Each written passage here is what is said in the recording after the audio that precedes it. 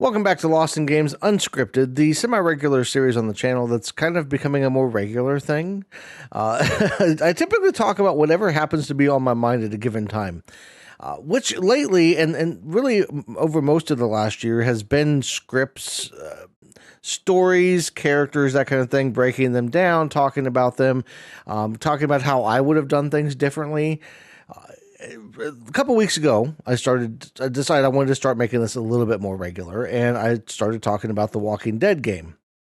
And then last week, I talked about one of the characters from the Walking Dead game, Duck, in preparation for a video that's coming up about him in a very near future, if you're watching this when it first comes out. And I've been really thinking about it over the past couple of weeks, and I think moving forward, I want this series to really focus on that writing aspect of things.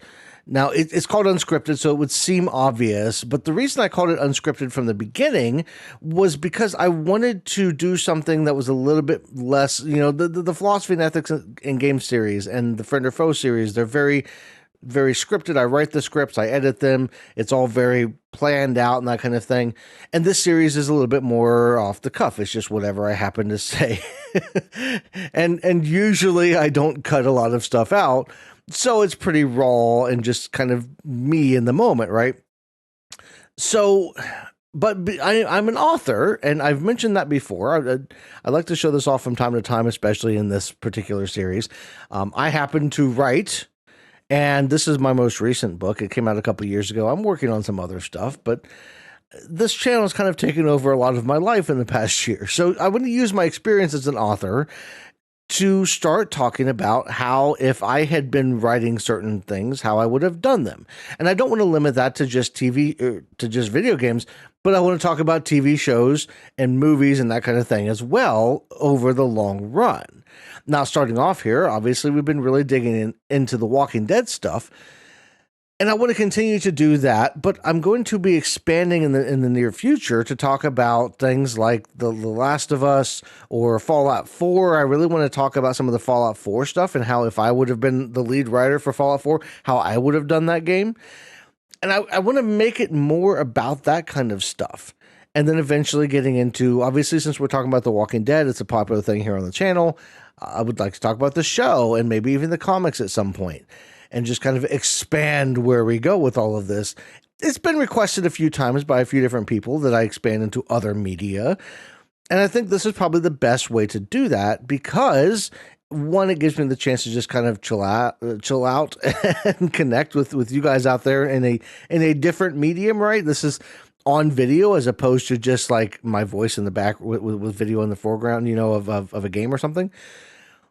So it gives me that kind of connection, and especially in this day and age where AI has pretty much taken over everything, it can be hard to tell when you're watching something online, especially when you have a video essay channel, a faceless channel as they're called.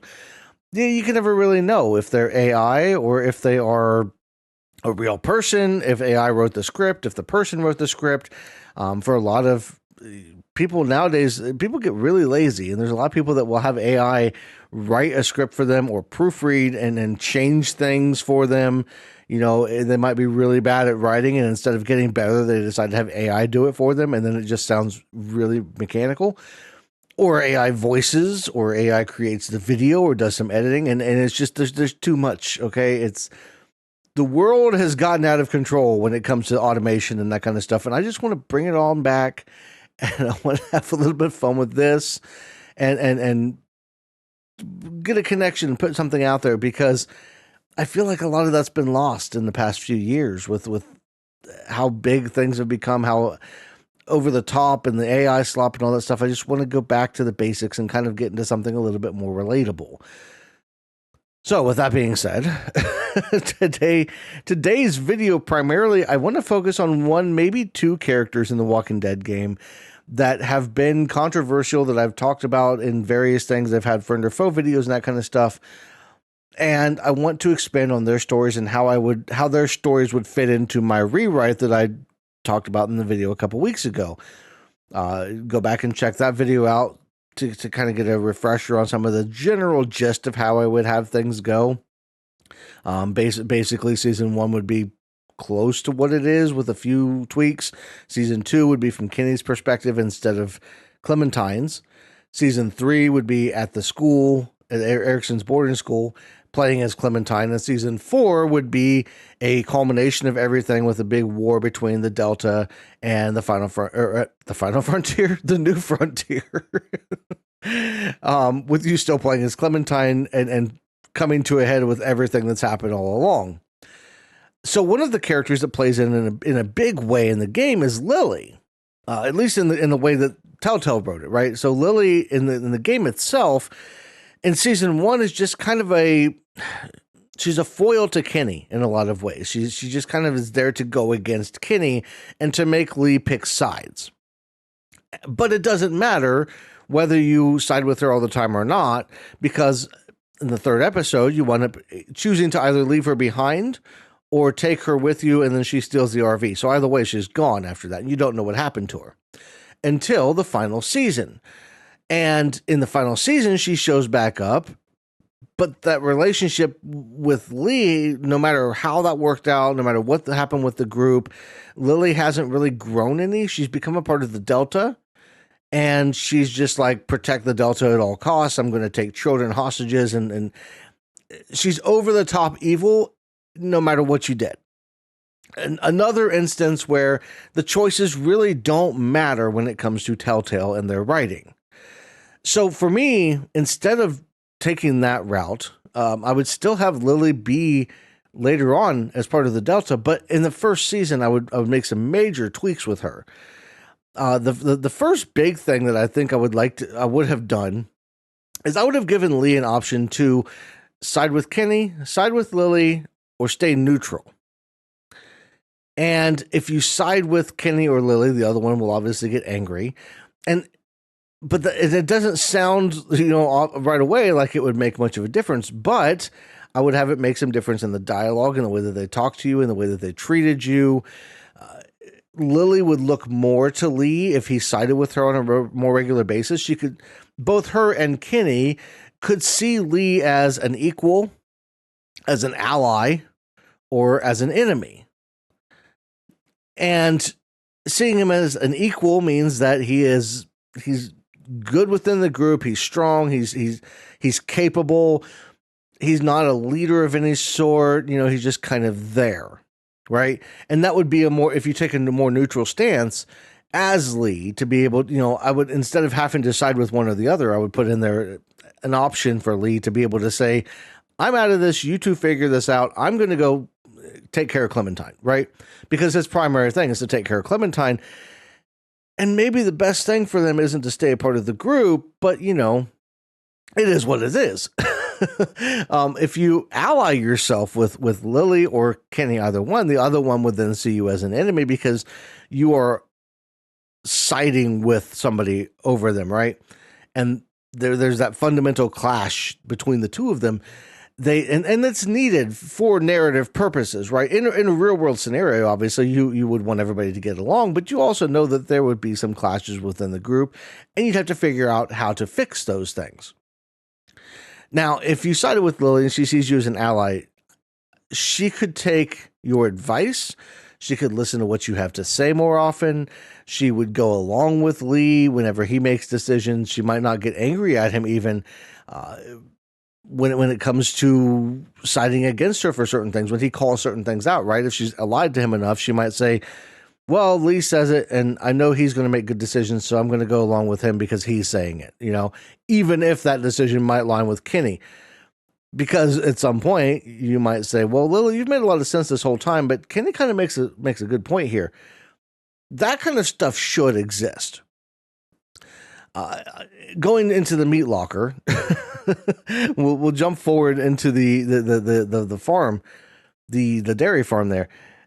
Once you get into that locker, I think I had mentioned this in the rewrite video, there would be some differences there and how that could be handled. If Lee decides to hold Kenny back, Larry comes back to life for a moment, tells Lily, I love you, but you're going to have to do what needs to be done to make sure I don't come back, that kind of thing. And then he fades away, right? he's had a massive problem, but he's not going to live. He's able to, but he's still kind of alive. If you side with Lily, Kenny smashes Larry like he normally does. You don't really know what would have happened otherwise. So you don't see him blink or anything like that. If you side with, or that was if you side with Kenny, you would be holding Lily back. If you side with Lily, Kenny still smashes his head in, and you still see it looks like he might be coming back to life, but you aren't really sure. And based on the results of that, Lily would not necessarily hate you. If you had gone along with her the whole time, she would maybe be hurt or upset, but she wouldn't necessarily hate you for doing what needed to be done in that circumstance, right? When it comes to the RV, it gets a little more complicated there because in my way of writing, Lily doesn't lose her shit and just shoot somebody, right? She doesn't shoot Lily, or she doesn't shoot Carly or Doug, whoever happens to be there. Instead, I would think that she would get to the point where she's fed up. They still run over the zombie. They have to stop the RV on the side of the road. She wanted to leave in the first place, but she wanted to go a different direction. And I think it would be great to see a situation where her and Kenny are fighting, and she finally says, you know what? I'm done with this. I can't be around you, Kenny. Lee, do you want to go with me, or are you going to go with Kenny? And that's where you have to make a decision, but it's not really a decision because you're not going to leave Clementine, and Clementine wants to stay with Duck, and she wants to stay with Kenny. So at the end of the day, the decision's kind of made for you. You can't have all the choices, right? There's only so many things that can be done story-wise. So Lily, at that point, she heads off. You leave her behind in the RV, no matter what. She doesn't get to steal the RV or anything like that. She decides to stay behind. From there, I think the next time that we would see her in my version would be a DLC between seasons 3 and 4. So in season 3, the way that I have it would have it written, you would go to Erickson's boarding school. Clementine would wind up at near the end of it being more or less abducted by the New Frontier. And you would find out in the very finale type of scene, the New Frontier is at war with the Delta, and they are desperate for any kind of advantage they can get. A DLC between those seasons would show Lily's journey, and perhaps even having other characters that could leave along the way, meeting up with her at the Delta, but show her journey to the Delta. Show her going through some hard times, dealing with the loss of her dad. She still has all of that going on. Meeting a couple other groups along the way, maybe, to kind of, see her lose everything more than once, because she mentions that at some point, I lost everything, and this is the Delta is the first chance that she had to kind of grow something.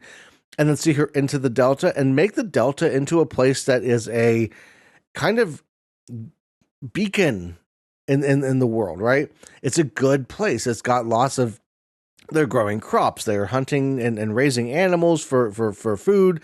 They've really got things going. They're a good society. But then they have a bad year. And this is where they kind of filter in and kind of, they have that competition there with the New Frontier. We have a bad winter. Both communities would be kind of a little bit further north. You have a really harsh winter. All of a sudden, both communities are struggling. They're having some problems going into the spring. They've short on food. They've lost a lot of people. We see this from the Delta standpoint. And then that's when we have the first clash between them and the New Frontier, right? And then we go into season 4 with the New Frontier. Clementine has to choose ultimately throughout the season what to do between the New Frontier and the Delta. But then Lily, that's where she comes into play, because that's when she first sees Clementine in season 4 as part of the New Frontier. She's like, holy shit, what is going on here? And she's, that's where I think, depending on whether Lee was good to her or treated her like crap, whether he sided with her or sided with Kenny, all of that would factor into how Lily would then ultimately treat Clementine. And at the very end of the day, would mean the difference between her choosing to side with the New Frontier. Like, she would have I would put in there some kind of circumstance, and I don't know the details of what exactly I would want to do, but some circumstance where Lily would have to make a choice between betraying the Delta and helping the New Frontier, or doing something that would basically condemn the New Frontier to destruction. And that would be based off of her feelings towards Clementine and Lee. And Lee specifically, because her attachment to Clementine would be based on the attachment to Lee. I would like to see her have a little bit more interaction with Clementine in season 1, maybe. But if she has a bad relationship with Lee, that interaction would then have Clementine also not liking Lily too much. And because she would read Lee and she would be like, yeah, Lee doesn't like you. I'm not going to trust you too much either, right? Whereas if Lee's close to her, she would be a little bit closer to her. And that would tie that relationship in for later on. And yeah, it would be a little bit dirty of Lily to take out the emotions of an 8 or 9-year-old, the actions of an 8 or 9-year-old on her later on. And knowing that children are going to do what children do and eventually grow up. But that's part of the story, right? That's part of Lily's character. She also would need some character growth in some way, because she doesn't really grow. She changes a little bit from seasons 1 to 4 in the way that it's currently written, but she doesn't grow any. We don't see anything new out of her. She's still vindictive and spiteful, and she's still short-tempered. I'd like to see that change in her as she meets other people and eventually winds up at the Delta, where she starts to finally be happy. She starts to finally look at the world and come to terms with what happened to her dad and come to terms with everything that happened at the motel, just in time for Clementine to show back up. And then she has to kind of fight all of that over again and show whether she's grown as a person or whether she shrinks back down because she had bad experiences with them in the past, right? That, I think, fills Lily's story out just a little bit better. It makes her a little bit more of an interesting, instead of just a villain for the sake of being a villain, she's a little bit more interesting of a character. And that's one of Telltale's biggest problems with writing villains in general, was there is no nuance to any of the villains, right? Lily, they could have had so much nuance with her. She's a character coming back. She's a recurring thing from season 1. They could have had all of this nuance and all of this interesting a look at how that time had changed her and all that. And instead, they're just like, nah, she recognizes Clementine and she kind of likes her, but she's still going to be evil. And at the end of the day, if you don't shoot her, she stabs the guy. I can't think of his name at the moment. I know I should be able to, but this is the problem with unscripted videos, if my mind blanks, right? But she still does bad.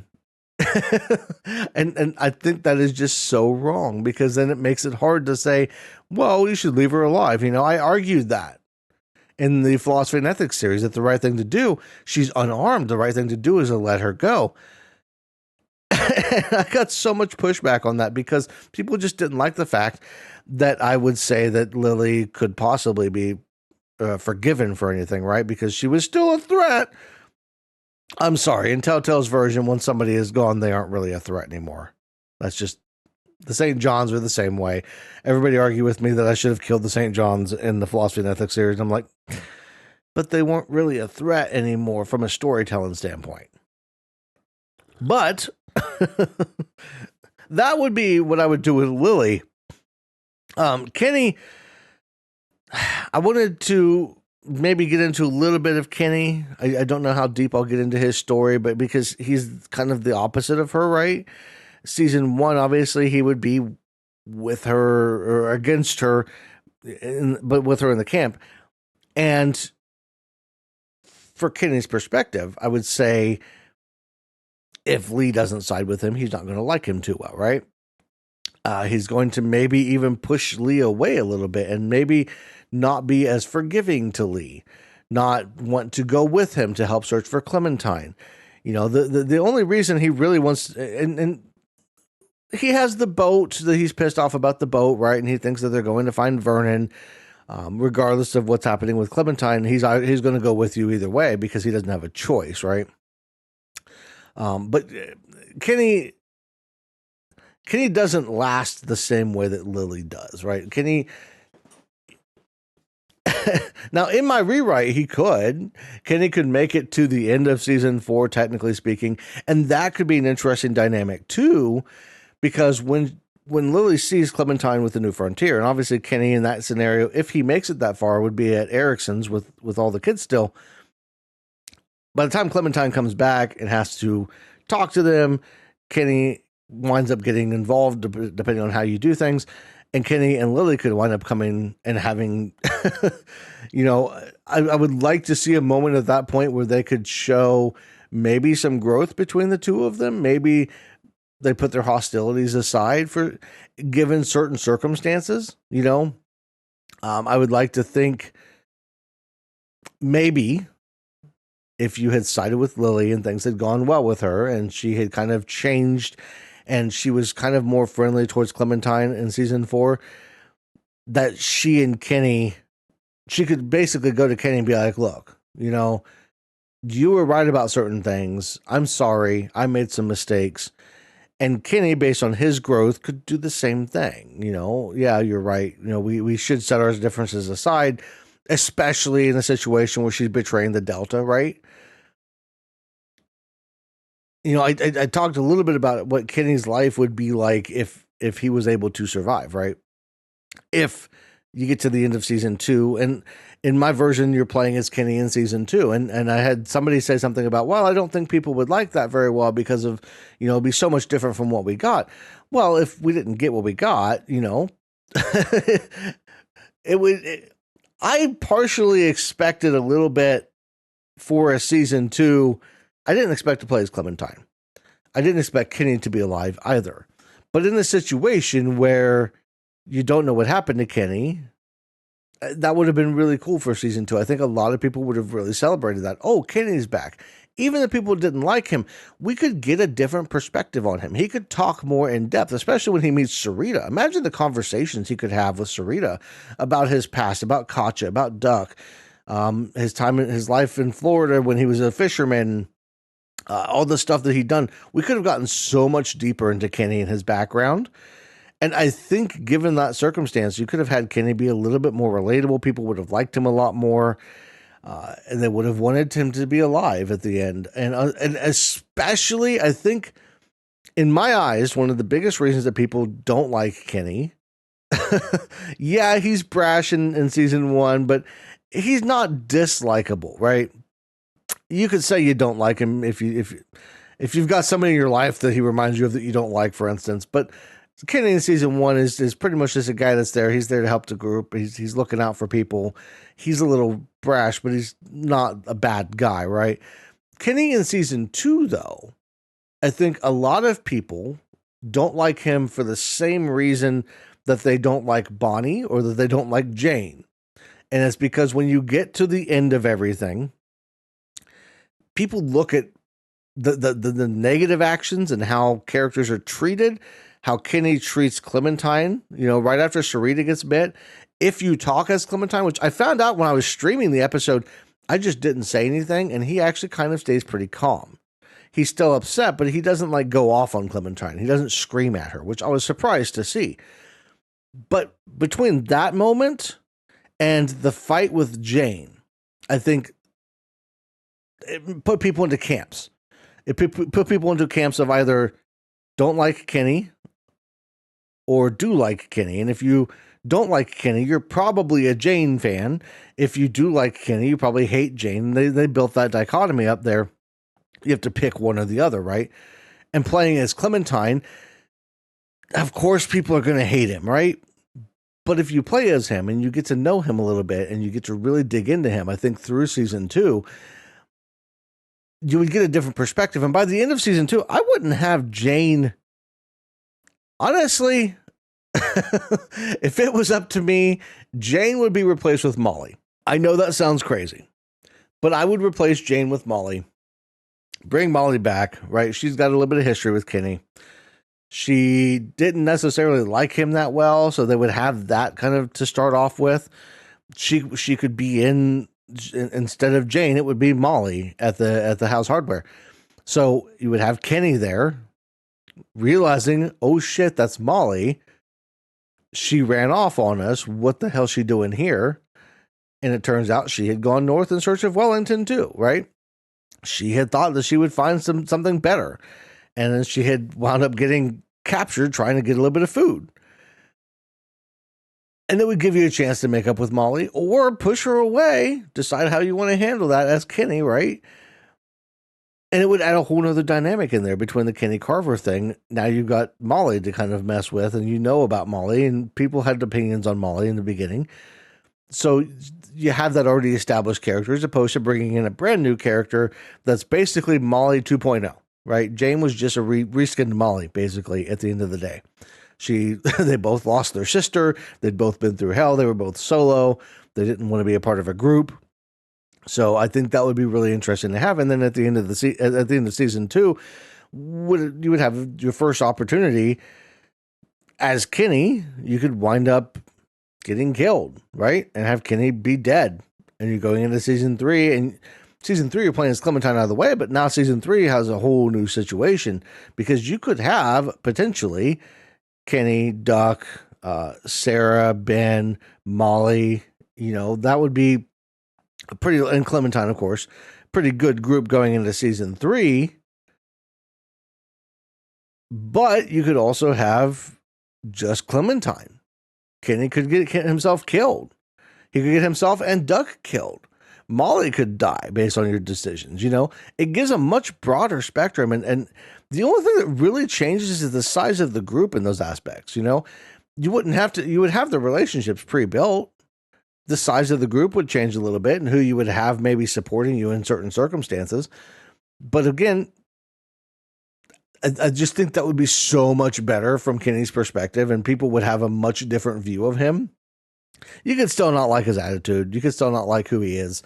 You could make an argument realistically about any character in the game to make them seem bad. Even Lee, if you look at Lee from season 1, like, dude starts the season in the back of a cop car because he was convicted of murdering his wife's lover, right? He lost his temper. Obviously, that rage exists inside him, and we see the rage in other points. So maybe there's something inside Lee there that makes him not really trustworthy or somebody you wouldn't want to be around, right? You could make that argument for any character, but given the context, given enough time to get to know them and playing as them, imagine if season 1, if you had played as Kenny and this guy shows up on the farm, and after you kind of get to know him a little bit, all of a sudden you find out he was a murderer, a convicted murderer, no less. And you start to wonder, well, can I really trust him? And if you start to see some rage in him, and maybe he's not somebody I really want around my kid, like, perspective is everything in these things. And that's why, I think just some tweaks to the story, just some minor, major tweaks to the story would change everything and would be so much fun. But no, I want to know what you guys think of these, my thoughts on Kenny and Lily and the series in general. What would you like to see going forward? What things would you like me to talk about? I'm pretty open to talking about most anything as far as, like, if I've seen it. If I haven't seen it, I'm not going to talk about it until I've reviewed it and watched it. But I've got a lot of things that I have watched and games that I've played over the years. If you've got a favorite and you want to share that favorite, if it's Walking Dead, if it's a Walking Dead character or something like that, I've watched the show. I've read a little bit of the comics. I didn't watch anything outside of the main show. I tried to watch. They had the first spinoff. I can't remember what it was called a few years ago, but I just never could get into the spinoffs. So don't ask about the spinoffs. But, if you want to ask about characters, that kind of thing, I'd be more than happy to talk about people like Rick or Carl or Negan. Negan, one of the best and worst bad guys, one of the most wasted bad guys in the series. And compare and contrast. I talk about, maybe at some point I'll talk about Negan versus Carver, for instance, because I think that would be an interesting thing.